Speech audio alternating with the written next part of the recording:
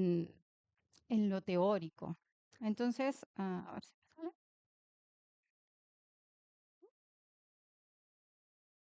A ver.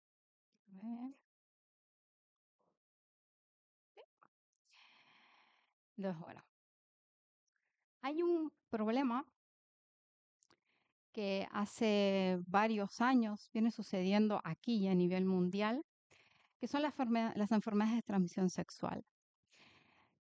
Ah, al año, más de 1 millón de personas, comprendidas entre 15 y 49 años, contraen una enfermedad de transmisión sexual, que ahora más le vamos a decir ITS, que tienen tratamiento, pero que en general son asintomáticas. También 300 millones de mujeres portan un virus que la mayoría de los debe conocer, se llama HPV, enfermedad de un virus papiloma humano, que es la principal causa de cáncer de cuello de útero. Y en el 2022 son datos que, bueno, que siguen aumentando en cifras. Más de 54 millones de personas tenían hepatitis B, que es otra enfermedad de transmisión sexual. Esto es un poco para poner en contexto que son los datos que va sacando año a año la Organización Mundial de la Salud de este problema. Y esto también se refleja en las noticias que podemos ver en cualquier periódico, ¿no? Esto fue del 23, creo que las infecciones de transmisión sexual siguen disparadas, sobre todo en ciudades como estas. Las grandes ciudades son las que tienen los grandes problemas. La gonorrea crece un 42%, sífilis un 24%, lo mismo los consideran epidemias ocultas, ¿no? Esta epidemia que afecta a una parte importante de nuestra sociedad, que son las adolescentes. Hay más casos, pero hay menos visitas al sistema sanitario y hay muchas carencias educativas. Y lo mismo. Todos estos son datos del Ministerio de Ciencia, Innovación y Salud. Y un poco vamos a entender de dónde quiero partir y hacia dónde quiero llegar, ¿no?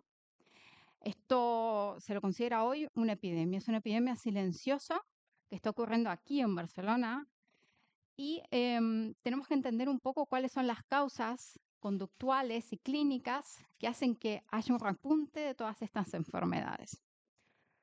Por un lado, el VIH, que todos conocemos, que en primer caso se describió en los años 80, en los últimos años ha disminuido la tasa de nuevas infecciones, gracias obviamente a los grandes avances médicos y a la prevención. Esto paradójicamente llevó a que las ITS se disparen. ¿Por qué? Porque, ahora vamos a ver un poco los por qué, pero una de las grandes causas es la relajación dentro de la población, sobre todo adolescente y joven adolescente, en los cuidados que tienen que tener. ¿Y por qué esta población se protege menos?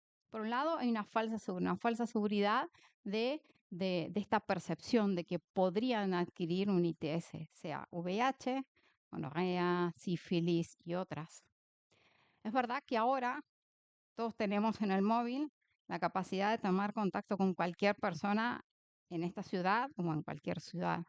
Hay redes de contacto muchas más amplias y otras redes que hay muchas aplicaciones que permiten tener algunas prácticas que antes no eran tan fáciles de generarse. Y a la vez que hay lo que yo les llamamos catalizadores químicos, es decir, drogas de abuso y drogas de diversión, por así decirlo, que ahora las vamos a describir también. Entonces, hay una gran falta de conciencia sobre qué es lo que implica contraer una enfermedad de transmisión sexual. Por un lado, sabemos que es una enfermedad silenciosa. Por lo tanto, no hay síntomas evidentes donde una persona piensa que esa otra persona con la cual va a tener relaciones sexuales sin protección de barrera puede transmitirle. También hay una falta de conciencia de las complicaciones a largo plazo.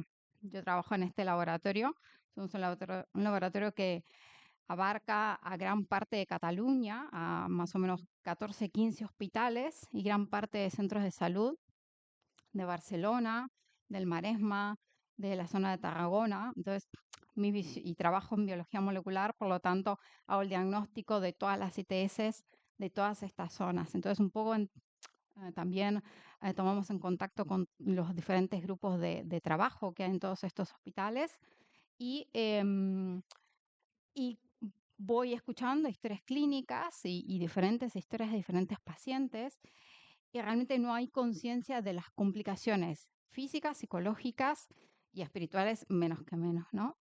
Y incluso hay complicaciones ah, definitivas, ¿no? Como en el caso de las mujeres. No me puedo olvidar de una chica de 21 años que hicieron una salpingectomía, es decir, sacar los dos ovarios con el útero a los 21 años por una infección de transmisión sexual, ¿no? Estas son complicaciones que parecen extremas, pero esto puede pasar, bueno, una vez al mes. No es tan raro. Entonces, hay dos factores más que complican esta situación. Uno es el inicio temprano de las relaciones sexuales. El promedio se considera entre los 12, 13, 14 años.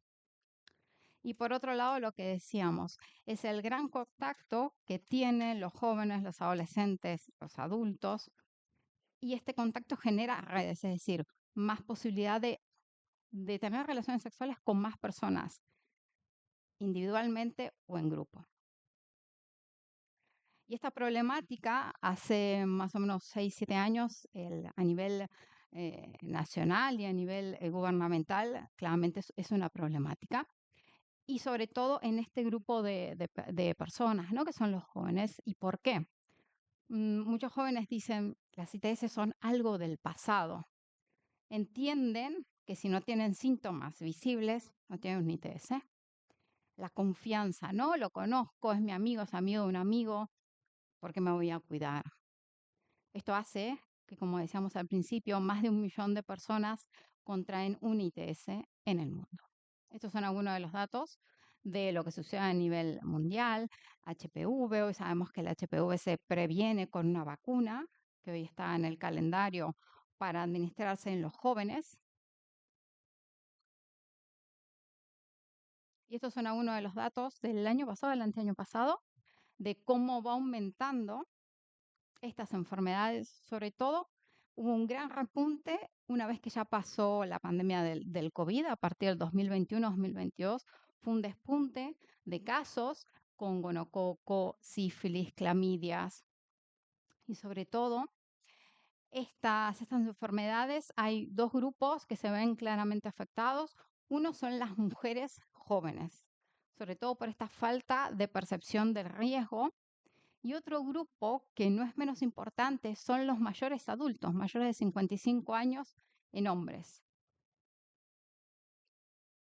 Aquí también algunos datos más de estos tipos de enfermedades. Un despunte de la infección por clamidia y gonorrea. Y para esto el gobierno planteó un plan estratégico de prevención y control del VIH y otras enfermedades de transmisión sexual para intentar eliminarlo claramente, ¿no? Sobre todo las ITS como un problema de salud pública en el 2030, que estamos, nada, nos quedan 6, 7 años, nada, menos. Entonces, una de las estrategias que se planteó, y aquí en Barcelona junto con Madrid, son las ciudades que más consultas PrEP, que ahora les voy a contar de qué se trata, tiene. Las consultas PrEP surgieron eh, entendiendo que hoy en día, con los avances tecnológicos, la forma de evitar una ITS no solamente es a través de barreras, es decir, a través del uso del condón, sino que hay varias formas de evitarlo.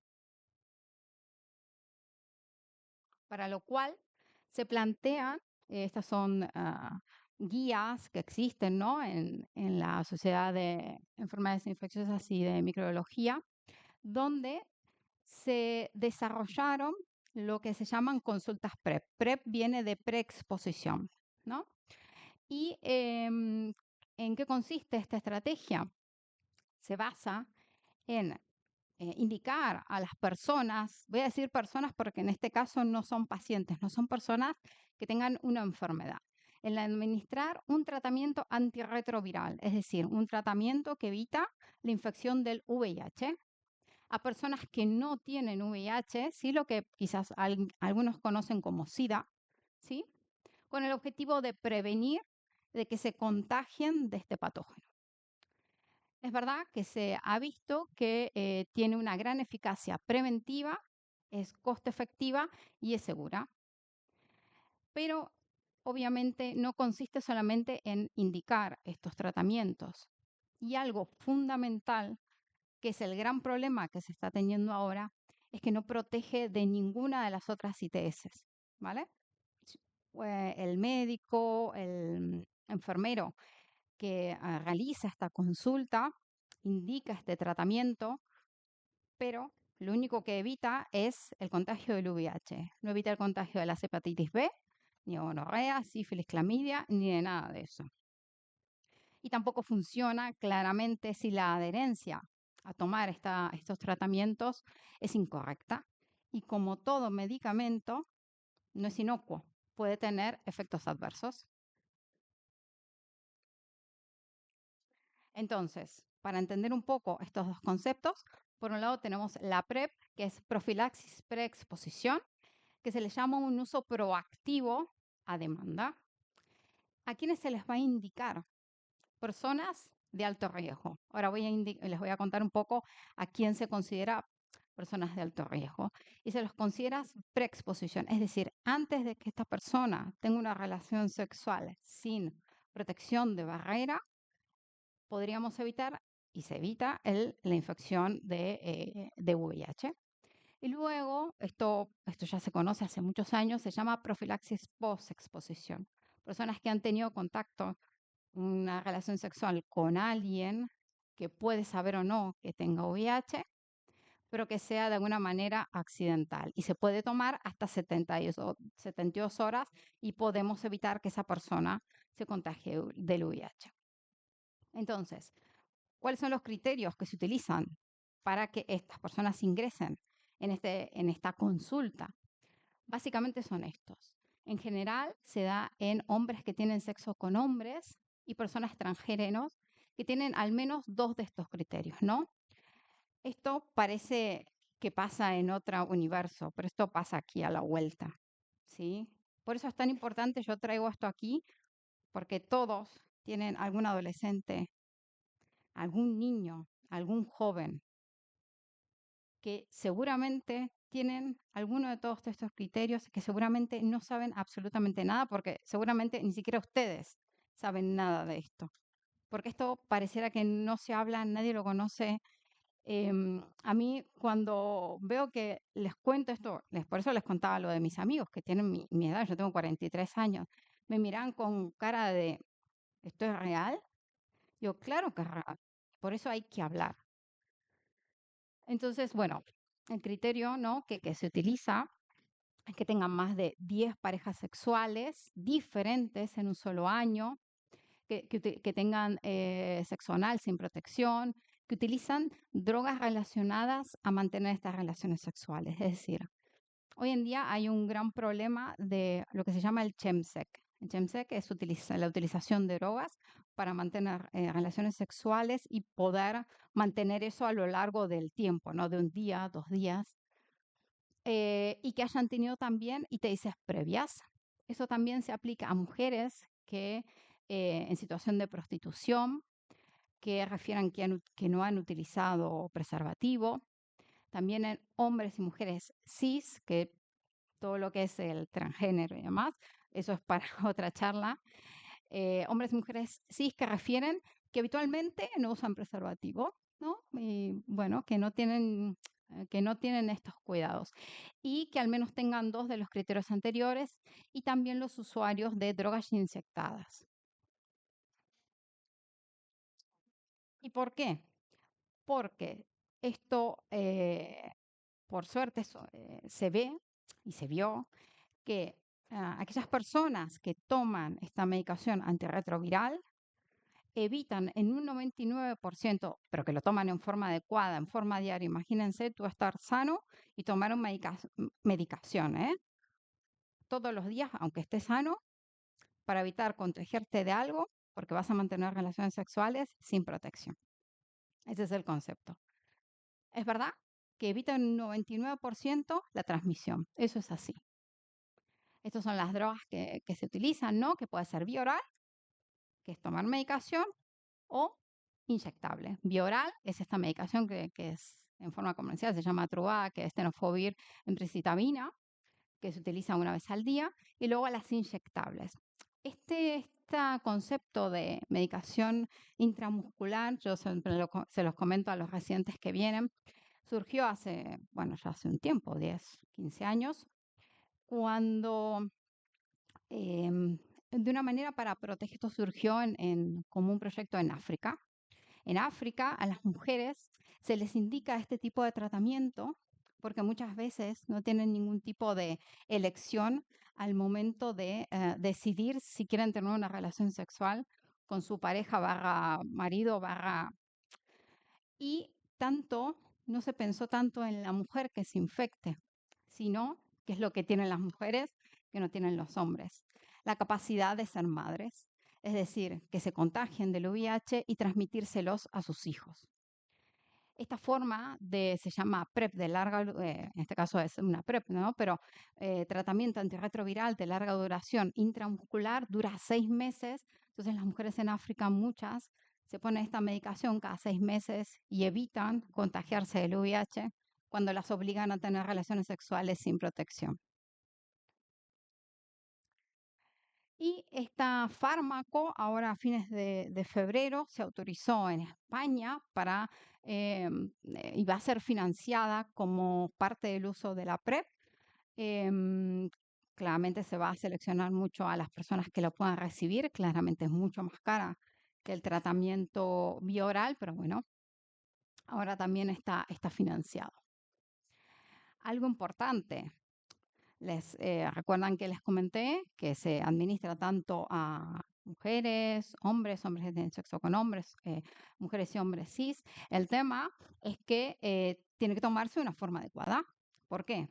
Porque la concentración de esta medicación, de esta droga a nivel anal, comienza recién a partir de los 7 días, es decir, durante 7 días tiene que tomarlo en la misma hora para que esa droga se concentre ahí y tenga eficacia, en el caso de los hombres. Y en el caso de las mujeres, casi un mes, 3 semanas, para que esa protección sea adecuada a nivel vaginal. Y aquí viene uno de los grandes problemas. En general, las personas que consultan y que forman parte de estas consultas, muchos utilizan estas drogas recreativas. Es decir, la capacidad de poder ser adherentes a tomarse todos los días esta medicación claramente se afecta.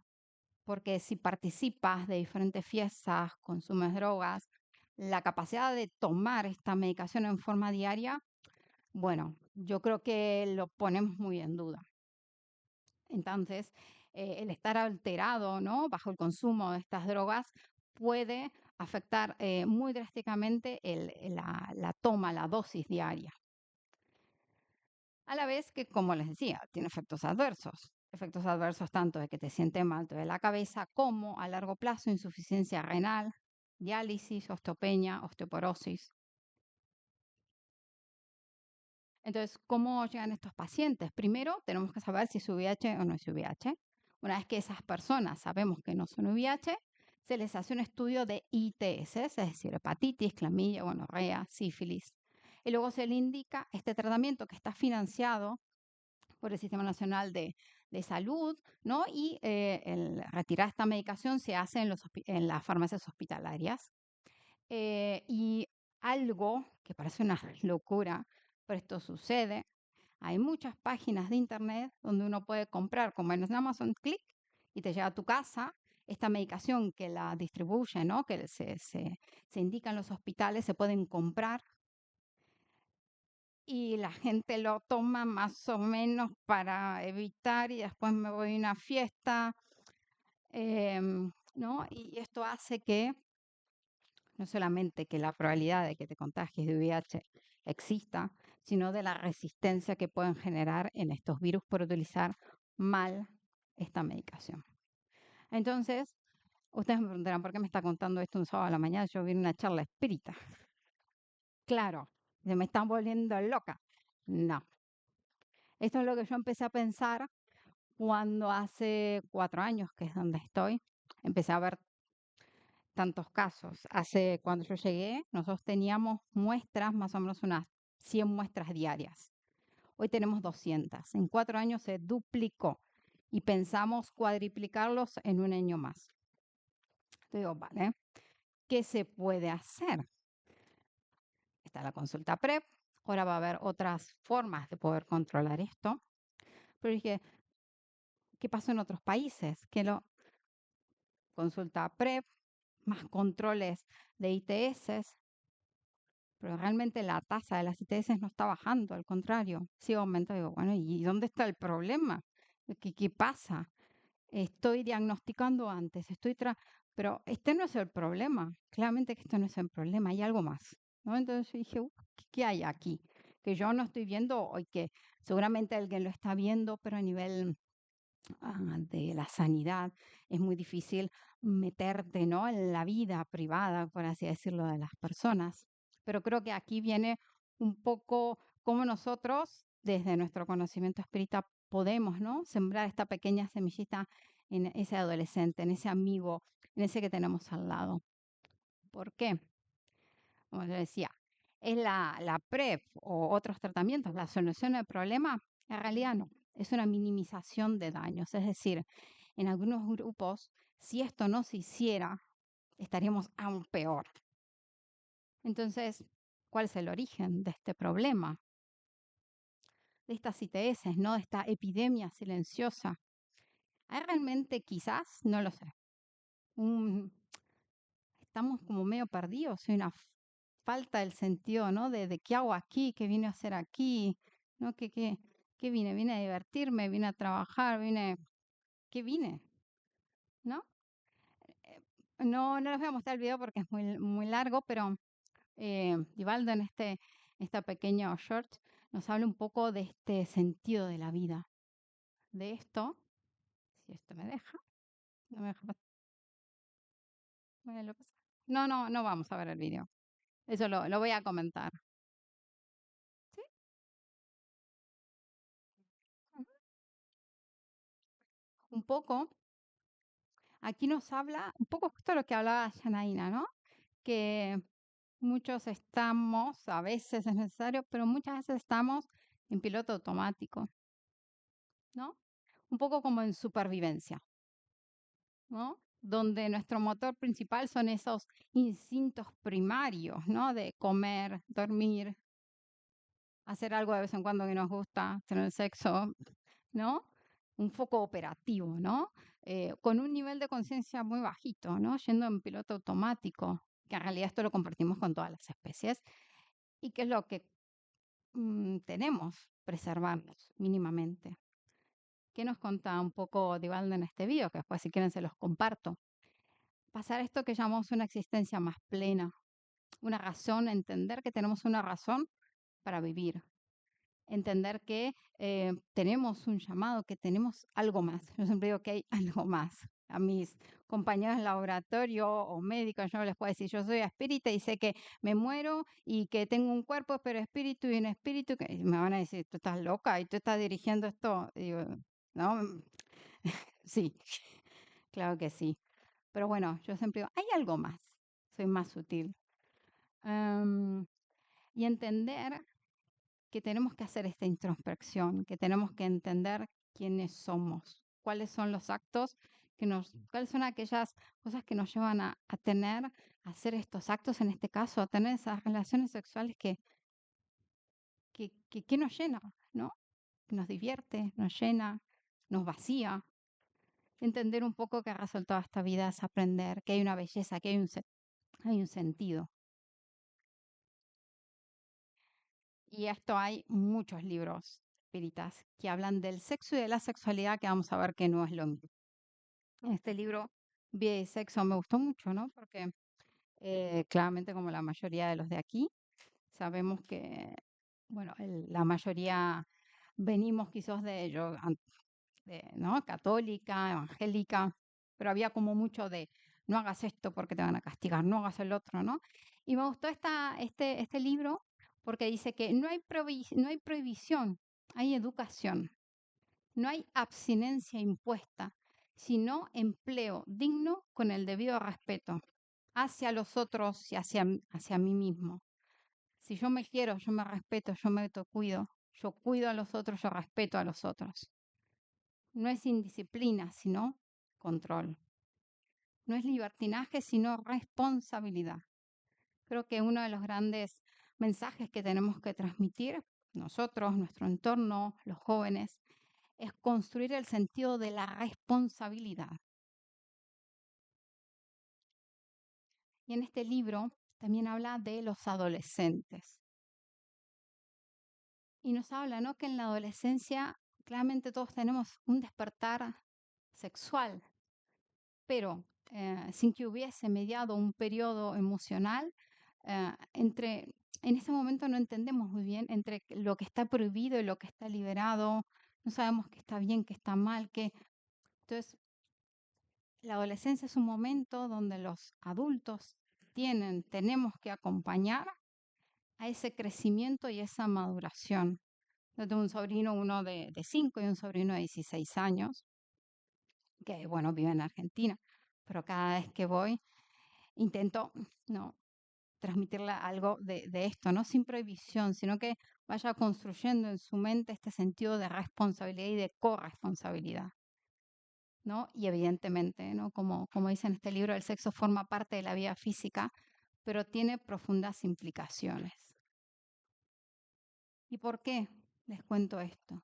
Porque hay un gran problema que parece que también está oculto, pero yo lo quiero traer aquí porque no está oculto. Todos los niños tienen acceso a Internet, a un móvil y a cosas como estas, a la pornografía. Hace 4 o 5 años salió esta campaña también desde el gobierno que se llama Vamos a hablar de pornografía. ¿Alguien lo escuchó alguna vez? No. Eso es lo que a mí me llamó la atención, porque yo estaba ese día, cuando la primera vez que lo escuché, hace 2, 3 años, en unas jornadas de ITS, donde estábamos todos los especialistas de España, de microbiólogos e infectólogos, y yo dije, es la primera vez que yo estoy escuchando esto, si yo, que estoy súper metida en el tema, es la primera vez que lo escucho, evidentemente la población general no lo sabe. Y en estas jornadas nos plantearon y nos mostraron los resultados de las encuestas. Se ve que el 90% de los adolescentes consume pornografía y lo hace a partir de los 8 años, ¿vale? Entonces, esto es muy importante. Ya no estoy hablando de 15, 16, estoy hablando 10, 8. Yo a los 18 jugaba con mis muñecas, miraba una peli, jugaba un jueguito ¿no? Tomaba el té con mis muñecas y con mi mamá, ¿sí? Esto es muy importante. No es control, es enseñarles. ¿Por qué? Porque toda esta información está ahí, está en el móvil, está en el ordenador. Y los niños acceden. Ya no solamente los adolescentes, los niños. El objetivo de esta campaña era sensibilizar a los jóvenes y a las familias sobre los riesgos asociados al acceso temprano a contenido pornográfico. ¿Y por qué es tan importante cuidar de los niños y de los adolescentes? Claramente, si un adulto no tiene percepción de que se va a contagiando un ITS, un niño y un adolescente aún menos. Porque hay prácticas que ven en la pornografía que se consideran prácticas de riesgo. Crecen con la percepción de que lo que ven en una pantalla es lo que tienen que tener en sus relaciones sexuales con sus parejas. ¿Sí? Esto es muy importante.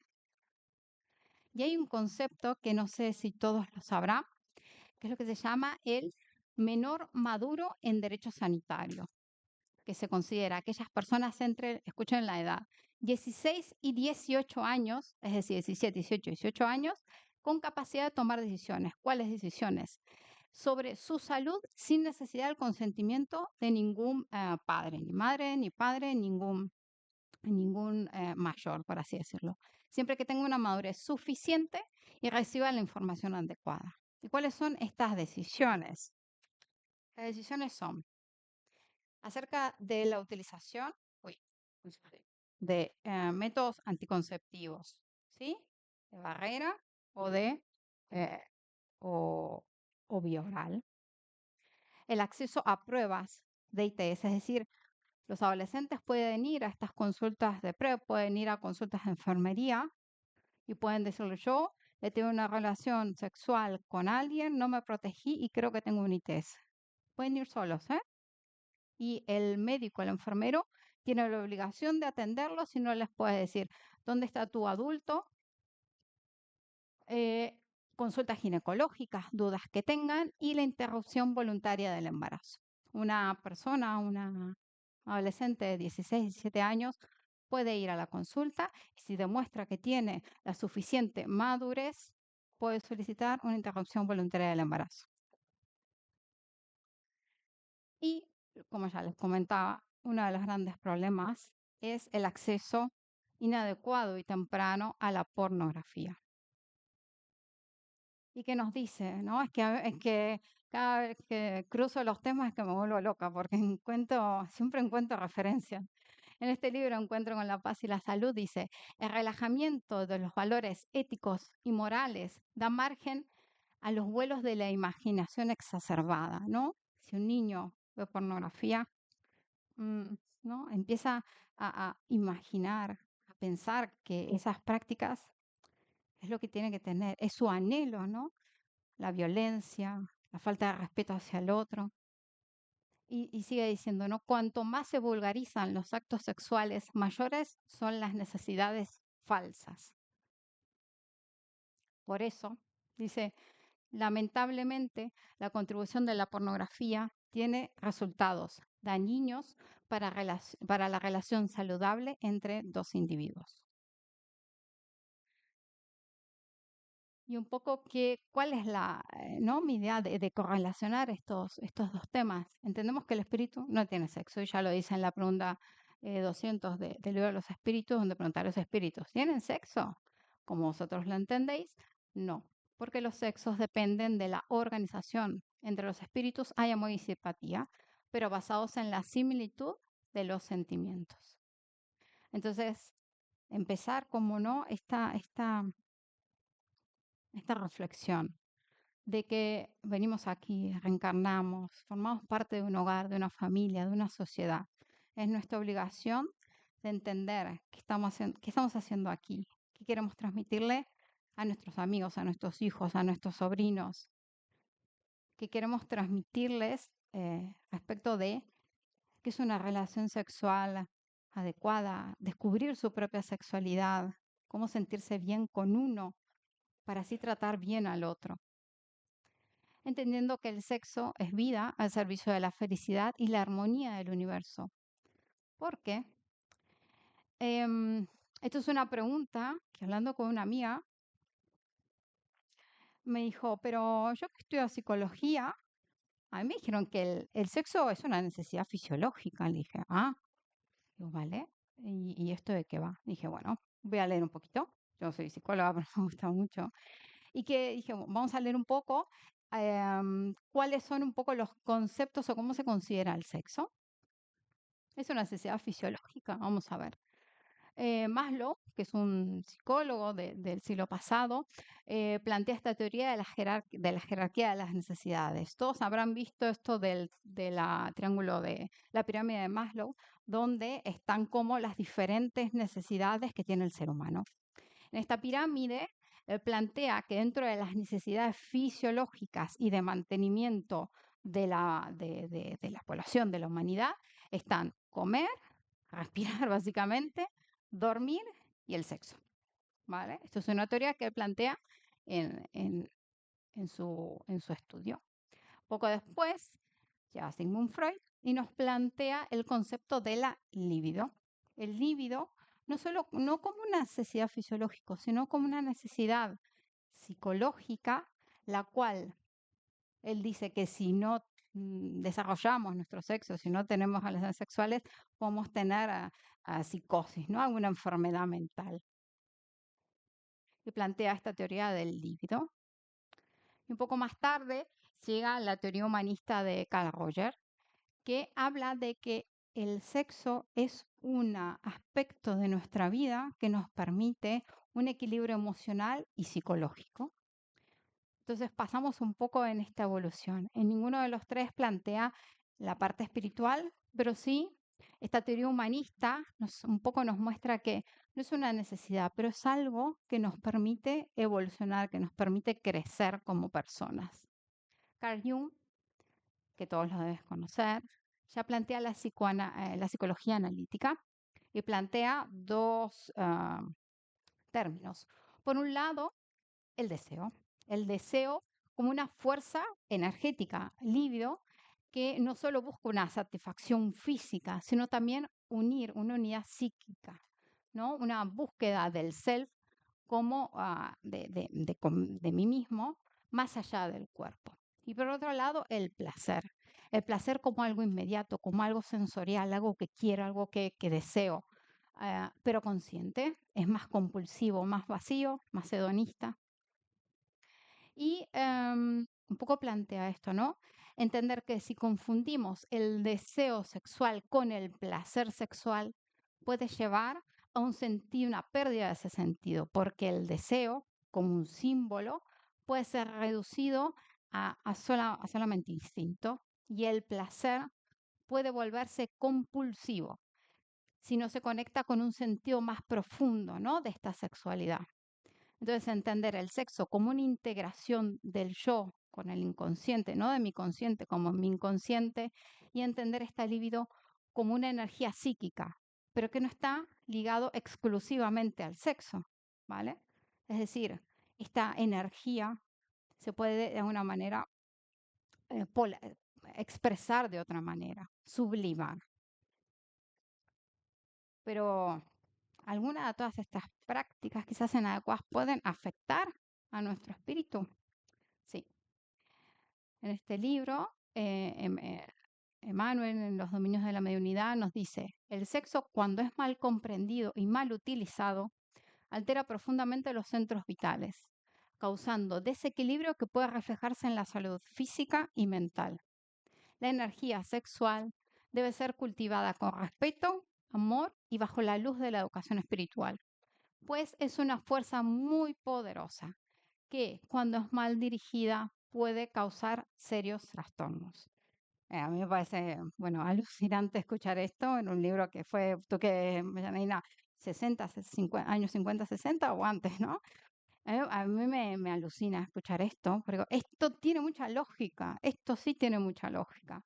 Pues ya sabemos, ¿no? Cuáles son nuestros centros energéticos y cuáles son físicamente, las zonas que más se ven afectadas, ¿sí? Como les contaba, esta chica de 21, 22 años, que se le hizo una sampingectomía, se ha sacado varios, trompas de falopio y útero, bueno, y todo porque había tenido un ITS grave que la llevó a la UCI, por suerte se le dio de alta, pero tiene consecuencias físicas y también espirituales, que ahora las vamos a ver. Entonces, pasamos, ¿no?, de todas estas teorías psicológicas, de lo que nos dice Carl Jung y claramente de lo que nos dice Johanna. Entender el sexo como una energía vital. Claramente esto también es junguiano. Esta libido, esta energía, ¿no?, que nos permite equilibrar mi consciente con mi inconsciente, me permite tener un equilibrio emocional, psicológico. Entender la dimensión espiritual del sexo, entender que no es que el cuerpo es el que manda, por así decirlo, sino que esta necesidad, por así decirlo, está subordinado a nuestro espíritu, a nuestra evolución espiritual.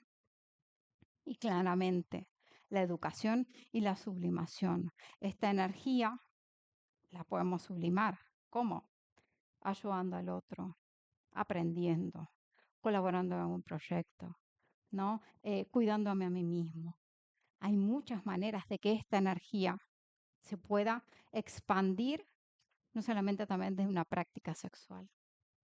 Y otra vez en este libro tan bonito nos dice, las relaciones sexuales saludables favorecen al equilibrio emocional entre el ego y el self y proporcionan una auténtica alegría de vivir.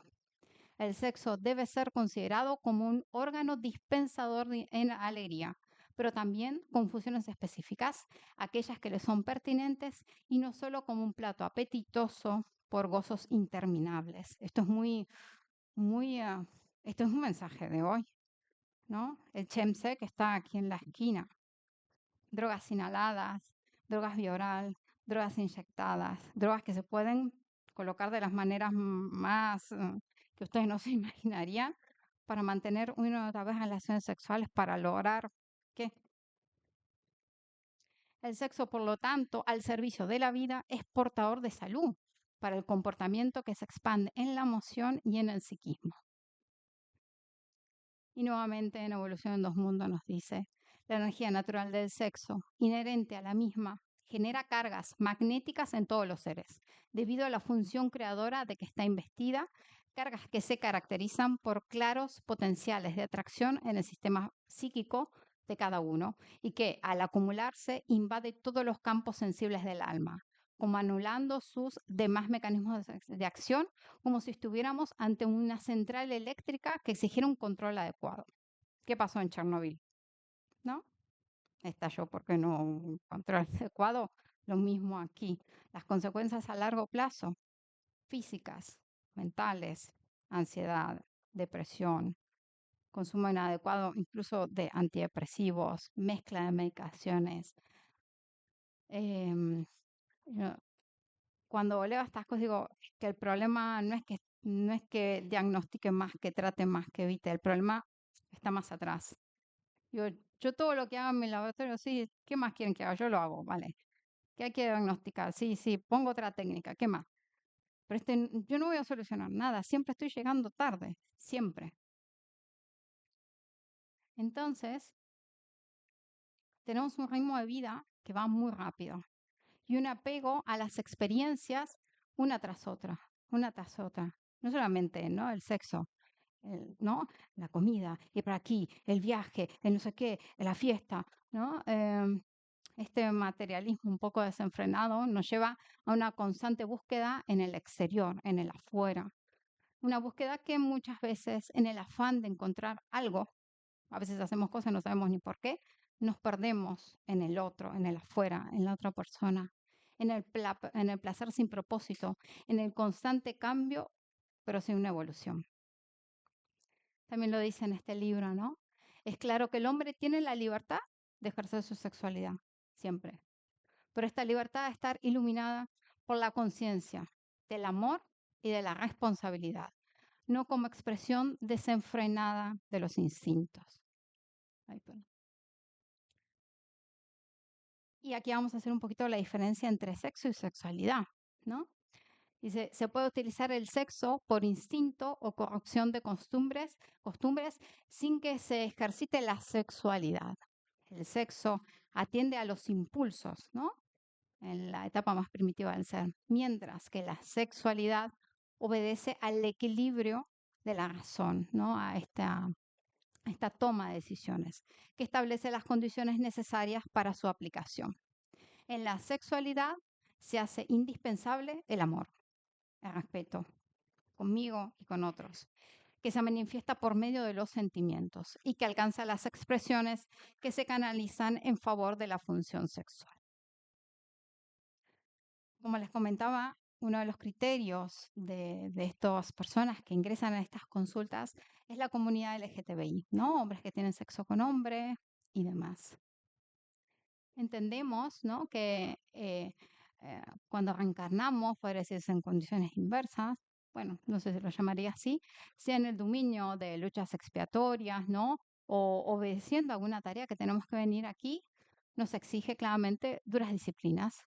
¿Por qué? Por parte de aquellos que lo solicitan o que aceptan, ¿no? Esta situación, ¿no? Entonces, sea cual fuere la causa anterior responsable de la conducta homosexual actual, la conducta moral del espíritu tendrá que delinear la existencia armoniosa o conflictiva, insatisfactoria o no, por la cual transitará. Es decir, esto se aplica a todos. Me da igual la relación sexual con quien queramos tenerla. Da exactamente igual. Esto claramente lo dice Joana, que es, bueno, es muy buena para estas cosas. y un poco entendiendo que estas relaciones sexuales claramente implican responsabilidad. Un hombre o una mujer, al adquirir una pareja para una conjunción emocional, no podrá, sin perjudicarse, pensar únicamente en sí mismo. No. Cada espíritu tiene su propio santuario íntimo, construido sobre el amor, y ningún espíritu socavará el lugar sagrado del otro espíritu sin dañarse a sí mismo. Conceder una supuesta legitimidad de las relaciones sexuales irresponsables sería tratar las conciencias como si fueran cosas, ¿no? Me gusta mucho, pues aquí se empieza a plantear un poco el amor, el respeto, y que yo no puedo hacer uso del otro sin que de alguna manera me termina afectando a mí, física, emocional o espiritualmente. Y un poco, aquí viene el concepto de lo que llamamos responsabilidad afectiva, porque las consecuencias, como les decía, no solamente son físicas, son también emocionales. Es decir, no es una época donde hay relaciones desiguales, poco empática, no entiendo al otro, incluso violentas, no solamente físicas, emocionales, un maltrato, una palabra inadecuada. Pero hoy en día ya no podemos escudarnos en esta negligencia emocional. Esto de yo soy así, ya me conociste así, ya está, ¿qué quieres que cambie? Ya me conocías. Y lo típico, vamos a dejar fluir, no somos nada, estamos bien así. Entonces, esto es un concepto también muy importante que es la responsabilidad. Pasar un poco de este yo soy así a entender cómo actuamos y cómo afectan nuestros comportamientos en el otro, ¿no? Tener una comunicación más abierta. Pasar de la falta de claridad a reconocer y respetar las emociones propias y de las otras personas. ¿Esto cómo se logra? Comunicación, respetando al otro, validar las emociones de los otros, aceptar las consecuencias de mis palabras y de mis actos. En una palabra, ser congruente entre lo que pienso, digo y hago. Esto nos permite tener vínculos sanos, equitativos, autónomos y respetuosos. Un poco vamos a ir concluyendo. ¿Qué es lo que pasa cuando no tenemos esta responsabilidad? Tenemos consecuencias. Uso inadecuado de drogas, chemsex. Hipersexualización del ocio. Me divierto teniendo relaciones sexuales. Y de hecho lo dice en este libro, ¿no? Los comportamientos en que prevalece la ansiedad y la insatisfacción debidos a la fatiga natural del organismo fisiológico comenzaron a descubrir elixires y pociones mágicas, ¿no? Drogas, para la prolongación de la sensación sexual, que producen perjuicios diversos a medida que son absorbidas por el organismo que no se haya preparado para una ingesta de esa naturaleza. Más consecuencias, los abortos, enfermedades de transmisión sexual, consecuencias psicológicas y periespirituales. Pero entonces, ¿cómo podemos encauzar, responsabilizando y sentir, según el espiritismo, esa energía creativa que ya sabemos que es el sexo? Y en este libro, Religión de los Espíritus, me encanta el mensaje que tiene final, ¿no? Dice, ignorar al sexo en nuestra edificación espiritual sería ignorarnos a nosotros mismos. Eso lo tenemos claro, ¿no? No, eso es imposible. Tenemos que escuchar a nuestro cuerpo. Es urgente, sin embargo, ponerlo al servicio del amor, sin que el amor quede subordinado a él. El amor guíe los recursos para las manifestaciones superiores, porque siempre que la atracción genética es más poderosa que el amor, surgen crisis de larga duración que retrasan el progreso y la perfección. Ama, por tanto, y ama siempre, porque el amor es la esencia de la vida misma, aprendiendo el puro amor fraterno que Jesús nos legó. Entonces, claramente Jesús es nuestro mayor guía, ¿no? Nuestro faro, y nos va a permitirnos relacionar a todos los niveles con nuestras parejas, estables o no estables, siempre desde el amor, la convivencia armoniosa y el respeto mutuo. Bueno, esto era un poco lo que quería transmitirles. Gracias. Vale.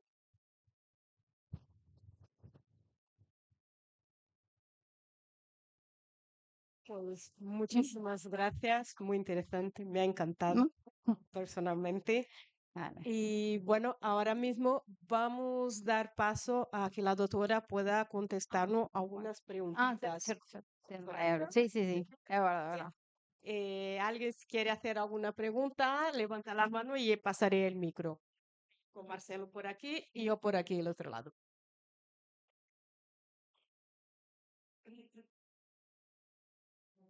No tengamos vergüenza, de esto hay que hablar. Ya que es complicado, ¿eh? Todos se ponen rojo Lisa quiere. fosforito, pero yo la primera. Pero de tanto hablarlo ya no me pongo roja fosforito. Hola Romina, Hola. gracias por tu Nada. conferencia. Yo quisiera, si posible, que nos dieras ejemplos de, por ejemplo, cómo han canalizado sus energías sexuales personajes destacados moralmente, como por ejemplo, pues, el gran ejemplo, ¿no? Me acaba de mencionar, Jesús, o personas que no han tenido pareja, como Madre Teresa de Calcuta, Givaldo Franco, Chico Mm. Xavier. Si nos podrías dar ejemplos de cómo han Mm, podido canalizar esta energía. mm. Mira, es una de las cosas que yo también se me pregunta, digo, pero nunca tuvo pareja. Yo creo que todas estas personas es bastante conocido, ¿no? La ayuda al prójimo, el crecimiento personal, el estudio personal. em, y me voy a poner de ejemplo a mí misma, a mí hay cosas que ya no me dan vergüenza. Yo tuve mi primera relación sexual a los 35 años y creo que a lo largo de todos esos años, un poco ah, aprendí a conocerme a mí misma. No soy ejemplo de nada, pero cuando uno no está completamente, y me falta, cuando no estamos completamente seguros de lo que vamos a hacer, tenemos que parar, ¿no? Parar y ver. Hay algo que está, todos tenemos esa sensación de queremos conectarnos con un otro. ¿Cómo lo voy a hacer? ¿Estoy bien yo hoy emocionalmente para conectarme con un otro o voy a lastimarlo o me voy a lastimar a mí? Quizás estoy en ese momento, colaboro con, mejor no, ayudo a un amigo, escucho a un amigo, emprendo algún proyecto personal, hago un viaje, ayudo en algún lugar donde me necesiten. Creo que todos tenemos alguna manera. Tengo un sobrino, lo ayudo en las tareas, le digo, todos tenemos una forma de que esa energía, que si no la canalizamos, no la sublimamos de alguna manera, una de dos, o se estanca y todo lo que no progresa, yo digo que se pudre, o sale de una manera inadecuada, o sale de una manera adecuada. Creo que todos tenemos, e incluso si no la manifestamos de alguna manera, nos puede traer muchos problemas emocionales y psicológicos, ¿no? Y todos, ¿quién no ha pasado por una situación o conoce una situación de depresión, ansiedad, trastornos obsesivos compulsivos y muchas otras enfermedades? Todas estas personas que tú nombrabas, creo que una de las cosas que canalizaron es la ayuda al prójimo. Es una de las formas más amorosas y elevadas de poder sublimar esta energía. Mm. Ah, después ahí. Vale. ¿Sí?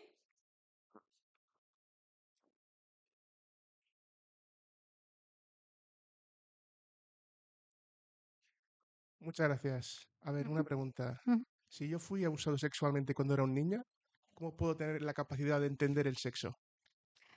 Bueno, Gracias. ahí, como todo, somos un cuerpo, una mente y un espíritu, ¿no? Hay que pedir ayuda profesional. Por un lado, porque no puedo dejar de entender que eso genera un trauma y hay algo ahí que hay que volver a reconstruir, ¿no? A reconstruirlo con amor. Cuando ese tipo de situaciones sucede, es verdad que en general son personas que también desarrollan algún tipo de patología psicológica o psiquiátrica, tienen conductas aún más de riesgo o hay, no llegan a entender, ¿no? consecuencias de sus comportamientos. Cuando alguien ha pasado una situación así, hay que pedir ayuda especializada, psiquiátrica, psicológica y espiritual. La oración es fundamental, si hay en forma individual o en forma conjunta, y pedir ayuda. Todo aquello que nos ha dañado y no se habla, nos daña más. Eso es fundamental. Yo no soy psicóloga, ni psiquiatra, pero hay que buscar ayuda. Eso genera traumas que justamente el otro día estaba hablando bueno, muchos lo saben, durante 15 años estuve enferma de anorexia y acompaño a varias chicas así y otra chica que también es ginecóloga. Ella ha desarrollado una anorexia en función de varios abusos en su, cuando era muy pequeñita. Entonces, todo aquello que no se habla, no se trabaja, no se sana, no se reacomoda, se puede manifestar de múltiples formas inadecuadas que todas nos van a terminar dañando aún más. Hay que buscar ayuda.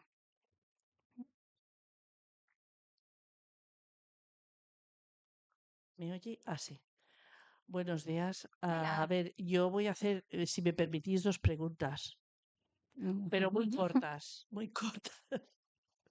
La primera es que a ver, la Viagra que de alguna manera se dice que tiene varios colores y entonces lo de la Viagra, ¿qué efectos, digamos, tiene hacia la persona hacia la persona que lo toma? Si tiene, además yo tengo entendido que tiene según como un color azul y otros en color blanco. Me gustaría saber qué es para que me vislumbraras a ver qué colores tiene. Y después otra cosa que es más de tipo espiritual, y es que, por ejemplo, ha habido alguna persona que a lo mejor, un amigo que a lo mejor ha tenido una relación con otra persona y que han acabado muy mal. Entonces, cuando se acerca a mí, yo de alguna manera espiritualmente noto un olor fuerte, y cuando hablo con ella y cuando ya estamos, digamos, comiendo o lo que sea, y me ha explicado que han acabado con mal rollo, entonces se va difuminando ese olor hasta que queda bien, o sea, hasta que queda un olor normal. Entonces yo no sé esa percepción que una persona puede tener respecto a otra que de alguna manera ha tenido una muy mala experiencia y que se está rompiendo con otra persona. ¿Cómo es posible que la otra persona perciba ese mal olor y después, cuando ya le ha explicado, cuando ya se ha calmado, cuando ha intentado calmarla y tal, entonces esa persona ya tiene una percepción diferente? ¿Sabes? Vale. No sé si me he explicado bien. Bueno, intentaré. Vale, respecto a la primera pregunta, el Viagra básicamente es un vasodilatador, ¿vale? Entonces, las indicaciones son varias. Hay una indicación médica en pacientes que tienen disfunciones sexuales, diabéticos, donde tienen afectación de la microvasculatura. Hay situaciones donde médicamente se puede indicar, ¿vale? Otra cosa es el uso recreativo. El uso recreativo es, como les decía, así como el tratamiento, estas medicaciones se puede conseguir por internet, esto también se puede conseguir por internet, con las consecuencias de que se da en hombres, no está indicado en hombres porque genera la vasodilatación y la erección. En personas jóvenes que su intención es mantener una forma continuada de relaciones sexuales, puede tener consecuencias, ¿sí? Consecuencias como un infarto, un ACV, ¿sí? Porque no toman uno o dos, ¿vale? Entonces puede tener consecuencias. Esto de los colores, yo ahí me pierdo porque como no lo indico a forma diaria, entonces, pero sí es verdad que hay un uso con una indicación médica y están bien dados. De hecho, hay una enfermedad pulmonar incluso que se indica, es decir, que no solamente para generar la erección, sino para otros usos, ¿sí? Y hay una utilización recreativa, que esa es la que es peligrosa, no solamente por las consecuencias de la falta de conciencia de mantener una relación sexual con continuada con diferentes personas, sino de las consecuencias físicas de infartos y demás, y muerte, ¿no? Que no es tan loco, que esto sucede y mucho. Y en la segunda pregunta, bueno, yo creo que cuando los vínculos ¿no? Cuando estamos con alguien, sea el sexo que sea, se genera un vínculo. Si se genera un vínculo amoroso, genial. Cuando eso se rompe, las vibraciones que hay alrededor no son tan buenas, ¿no? Entonces, esas vibraciones, esa conexión que tienen esas personas, o incluso cuando hablamos mal de otros, bueno, pueden manifestarse de múltiples maneras, que según la capacidad más de percibir más al otro, bueno, la podemos percibir de diferentes maneras. Lo típico que estás en un ambiente, una conversación un poco desagradable y qué escalofrío, mejor me voy. Bueno, esto también depende mucho de la capacidad perceptiva de las personas. ¿Sí? Pues muchísimas Gracias a gracias ustedes. por su conferencia y por las preguntas. Y un aplauso para la doctora.